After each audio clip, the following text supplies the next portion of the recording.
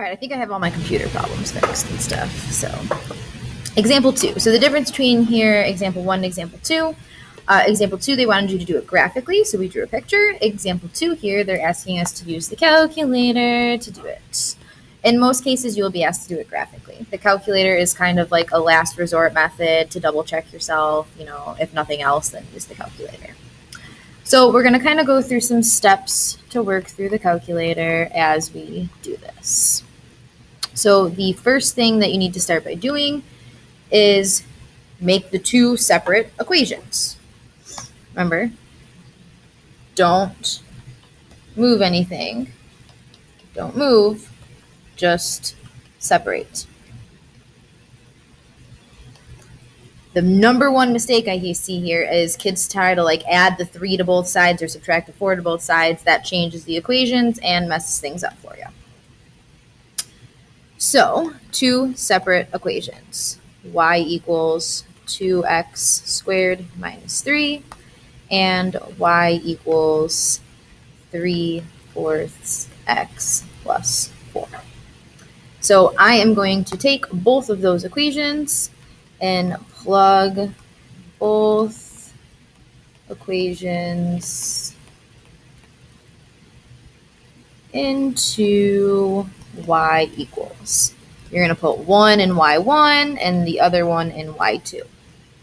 So pulling up my calculator, hitting y equals in y1, it does not matter which one you put first or second. Arrow down to get to y2. Fraction should be in parentheses, 3/4 x plus 4. Okay, so then you can go ahead and graph to get a visual. We can see that we have two solutions. So step 2, you're going to graph to get a visual. That's hitting the graph button. So based on the graph, I can see that this problem is going to have two solutions. Okay, so to do this using the calculator, you're going to hit the second button and the trace button to get to the calculate menu. So third, we're going to hit second and then trace to get to the calculate menu. Once you're at the calculate menu, we are looking for the intersection. So we're going to hit choice 5 for intersection.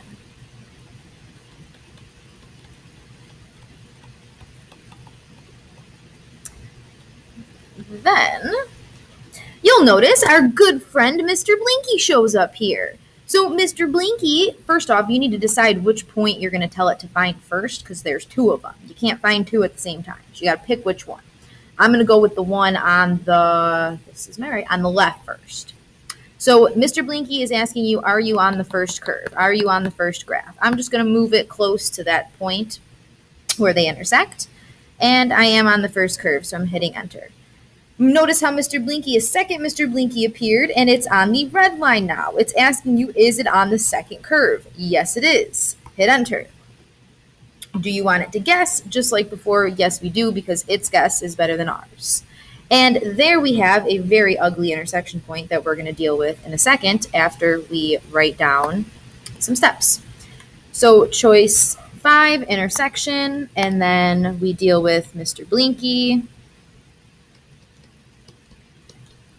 Mr. Blinky, first curve, second curve, guess. And for each one of these, you're just hitting enter, enter, enter.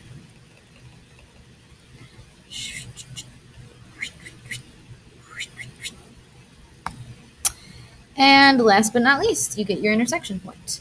So now here, remember, because of the way this was set up, we're only looking for the x values of those intersection points. So my x value is negative 1.6927. Negative 1.6927. which we will round to negative 1.7 to make our lives easy. And so then we've got to do it again to find the next point. So, okay, so again, second trace to get the calculate. We're doing choice 5 again for intersection. First curve, but this time you want to move Mr. Blinky so it's closer to the second intersection point. Otherwise, you're just going to find the point you already found. Hit enter. Notice how Mr. Blinky appeared on the second curve. Enter again. Yes, we want you to guess. Boom, we have an intersection point of 2.0677. X is equal to 2.0677, dot, dot, dot, which we can round to 2.1.